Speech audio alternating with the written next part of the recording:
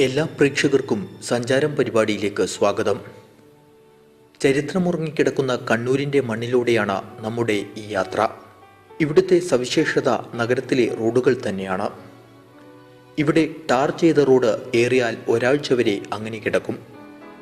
പിന്നീട് ഒരു പ്രത്യേക രീതിയിൽ റോഡിൽ കുഴി രൂപപ്പെടും. അത് കാണാൻ രസമാണ്. ആ കാഴ്ച ഇവിടുത്തുകാർക്ക് ഒരു ആവേശമാണ്. ഏറ്റവും രസകരമായ കുണ്ടുകളും കുഴികളും കാണണമെങ്കിൽ ടൗണിൽ നിന്ന് അല്പം മാറി സഞ്ചരിക്കണം. അതു കാണാനായി സിറ്റി എന്ന പ്രദേശത്തേക്കുള്ള ബസ്സിൽ ഞാനും എൻ്റെ ക്യാമറമാനും കയറി.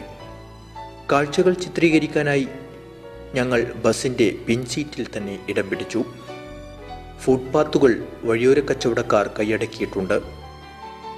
യാത്രക്കാർ റോഡിലൂടെയാണ് നടക്കുന്നത്. എങ്ങും ഹോൺ മുഴക്കം. ബസ് യാത്ര പുറപ്പെട്ടു. അല്പം മുന്നോട്ട് പോയപ്പോൾ വല്ലാത്തൊരു കുലുക്കം അനുഭവപ്പെട്ടു. പുറത്തു നോക്കിയപ്പോൾ എല്ലാ വാഹനങ്ങളും കുലുങ്ങിക്കൊണ്ടുവരുന്നത് കാണാനായി.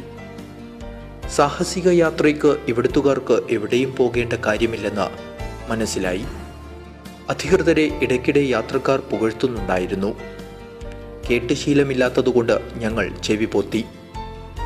തിരിച്ചു വരുമ്പോൾ എന്തായാലും ഒന്ന് ഇവിടെ നടന്നു കാണാൻ തന്നെ തീരുമാനിച്ചു. ബസ് കുറച്ചകലെ സഞ്ചരിച്ചു കഴിഞ്ഞു. ഇരുവശങ്ങളിലും പ്രകൃതിരമണീയമായ കാഴ്ച.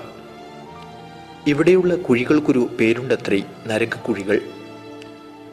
ബസ്സിലുള്ളവർ ഒരു കളിയിലേർപ്പെട്ടിരിക്കുന്നത് അപ്പോഴാണ് ഞങ്ങളുടെ ശ്രദ്ധയിൽപ്പെട്ടത്. റോഡിലെ കുഴികൾ എണ്ണി കളിക്കുകയാണ് ഇവർ. ഇവിടുത്തുകാർക്ക് ഇതൊരു വിനോദമാണ്.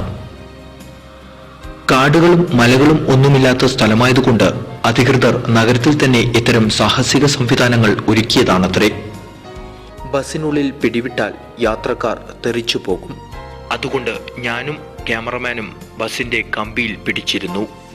ഏതായാലും അധികം സാഹസം അനുഭവിക്കാനുള്ള ശേഷിയില്ലാത്തതുകൊണ്ട് ഞങ്ങൾ അടുത്ത സ്റ്റോപ്പിൽ തന്നെ ഇറങ്ങി.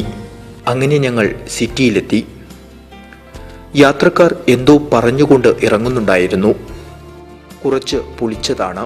ഇറങ്ങുമ്പോഴും കയറുമ്പോഴും ഇവിടുത്തുകാർ നഗരഭരണാധികാരികളെ ഓർക്കുമത്രേ. സിറ്റിയിൽ നിന്നുള്ള യാത്രയാണ് ഏറ്റവും രസകരം. പഴയ ചെമ്മൺ പാതയെ ഓർമ്മിപ്പിക്കും വിധം വളരെ സാഹസികമായ ഒരു യാത്ര. ആടിയുലഞ്ഞാണ് ബസ്സുകൾ സഞ്ചരിക്കുന്നത്. സിറ്റി മുതൽ താഴെ ചൊവ്വ വരെ റോഡിൻ്റെ മനോഹാരിത ഒന്ന് കാണേണ്ട കാഴ്ചയാണ്. നടക്കുമ്പോഴാണ് കുണ്ടുകളുടെ ആഴവും ഭംഗിയുമൊക്കെ മനസ്സിലാവുക. ഇതെങ്ങനെ സംഭവിക്കുന്നുവെന്ന് ഞങ്ങൾ പ്രദേശത്തുകാരോട് ചോദിച്ചു. സാധാരണ ഇതുപോലെയാകാറില്ലെങ്കിലും കുഴികൾ രൂപപ്പെടാറുണ്ടത്രേ. ഇത് കുടിവെള്ളം ലഭ്യമാക്കാനുള്ള MLAയുടെ നല്ല തീരുമാനത്തിന്റെ ഭാഗമായി പ്രത്യേകം പറഞ്ഞ് ചെയ്യിച്ചതാണത്രേ. കുഞ്ഞിക്കുഴി, നടുക്കുഴി, വട്ടക്കുഴി, താമരക്കുഴി, ജലക്കുഴി, മോഡേൺ കുഴി, മരണക്കുഴി എന്നിങ്ങനെയാണ് ഇവിടെയുള്ള കുഴികളുടെ പേരുകൾ. കുഞ്ഞിക്കുഴി പേരുപോലെ തന്നെ ചെറിയ കുഴിയായിരിക്കും. അപകടം സംഭവിക്കാത്ത ഒരു തരം പാവം കുഴി. ഇത് ഇവിടുത്തുകാർ എന്നും കാണുന്നതാണ്. സാധാരണ റോഡിന്റെ നടുക്ക് പ്രത്യക്ഷപ്പെടുന്ന ഒരു കുഴിയാണ് നടുക്കുഴി. ഇതിൽ വീഴാതെ നോക്കണം. വീണാൽ മറ്റൊന്നും സംഭവിച്ചില്ലെങ്കിലും നടുപൊടിയും. വട്ടത്തിൽ രൂപപ്പെടുന്ന കുഴിയാണ് വട്ടക്കുഴി. ഇതിന് നാടൻ കുഴിയെന്നും പേരുണ്ട്. തമിഴ് കൊത്തുകാരാണ് ഇത് രൂപപ്പെടുത്തുന്നത്. കൈക്കോട്ടും പിക്കാസുമാണ് ഈ കുഴിയെടുക്കാൻ ഉപയോഗിക്കുന്നത്. കുഴിക്കുന്നത് നേരത്തെ തന്നെ കാണുന്നതുകൊണ്ട് അപകട സാധ്യത കുറവാണ്. ചെടികളും തൈകളുമൊക്കെ നടുന്ന മനോഹരമായ മറ്റൊരു കുഴിയും പ്രദേശത്ത് കാണാനാവും. അതാണ് താമരക്കുഴി. വീട്ടിൽ ഇതൊന്നും നടാൻ സ്ഥലമില്ലെങ്കിൽ അധികൃതർ തന്നെ കുഴിച്ചു കൊടുക്കുന്നതാണത്രേ താമരക്കുഴി. അതുകൊണ്ട് തന്നെ റോഡിലെങ്ങും പച്ചപ്പ് കാണാനാവും.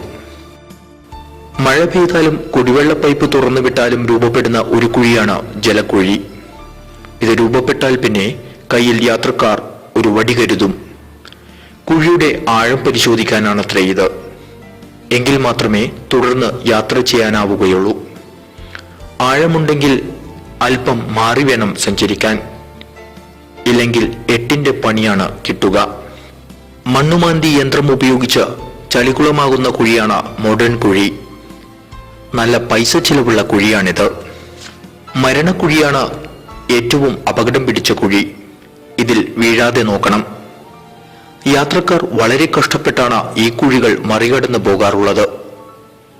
കാണുമ്പോൾ ഭീകരത തോന്നുമെങ്കിലും ഇത്തരം കുഴികൾ പ്രദേശത്തുകാർക്ക് ഒരു നേരം പോക്കാണ്.